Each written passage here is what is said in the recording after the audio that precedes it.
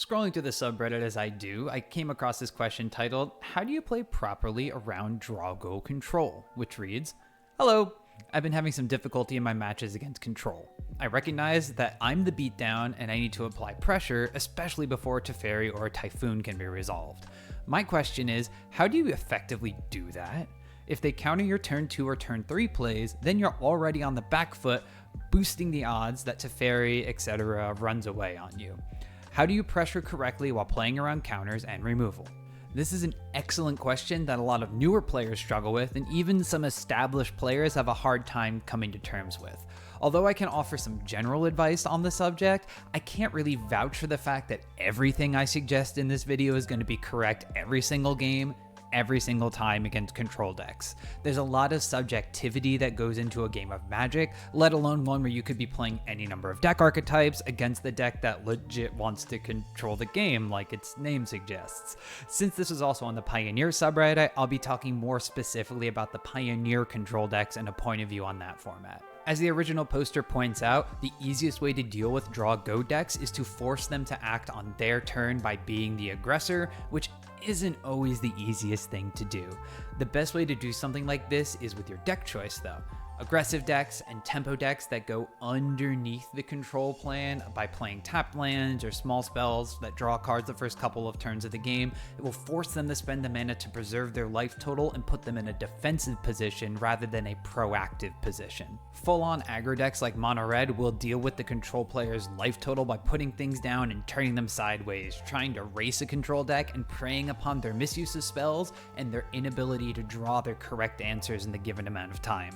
Tempo decks like Spirits, on the other hand, go under control decks by just sweeping the legs out right from underneath them, using a combination of low-cost interaction spells like Spell Pierce and consistent card velocity spells like Curious Obsession to keep the fast-paced gameplay going, never letting the control player reset the board. Azorius Spirits also leans into cards like Invasion of Gobakhan as a way to blank control's answers to the board, leaving your own interaction left available for their counter magic. It's really hard for a Supreme Verdict to wipe out a board of Spirits if you have something that can make them indestructible, or something that just exiles the spell like a Spell Queller. Now, if you aren't on that type of deck, then it really comes down to your deck construction and your gameplay. You need proper threat assessment and an understanding of how the game is going to play out as you keep going through your turns.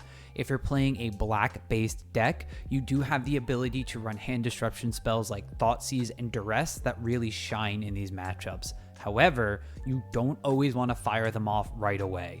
Discard spells are powerful to take away threats, but they are also there to help you resolve your own spells.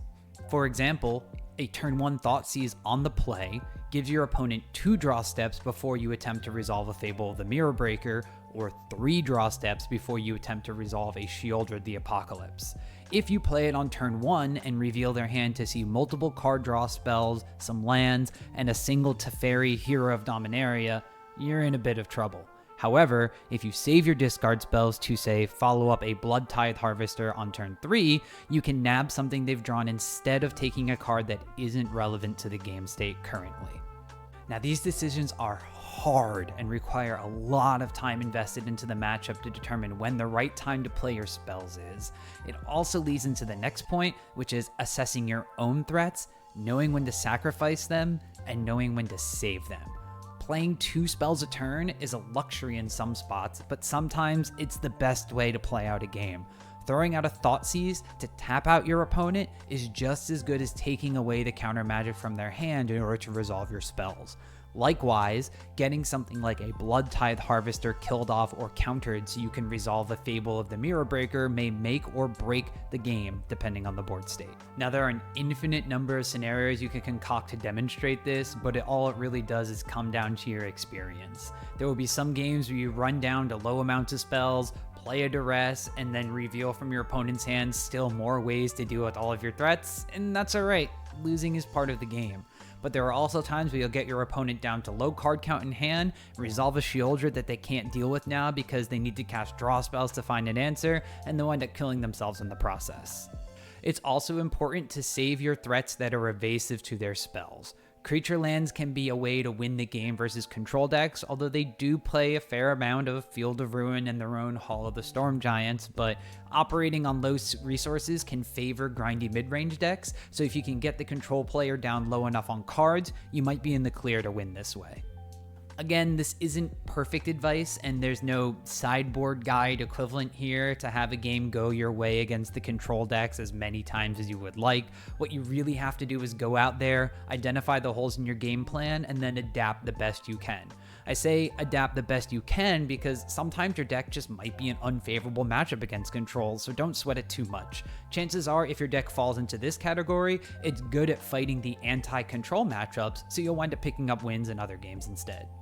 Now, this has been a little bit more philosophy on the game rather than a straight deck advice type video, but hopefully it helps some of you increase your win rate just that tiny bit more in these control matchups. There's obviously some cards that do extremely well against control, as I mentioned, the hand disruption spells or playing some aggressive kind of decks, but there's no kind of catch-all answer that you could just put into almost any deck list to deal with control, unfortunately. It really comes down to your deck choice, your experience against control, and your attitude and mindset when going into it. Now, before we go, I just wanted to shout out the workers in the community at Card Art, which I'm proud to call my home local game store. You'll see me rocking their gear and more videos to give back to the support that they've been able to show me. For more Magic deck techs and advice like this, make sure to subscribe.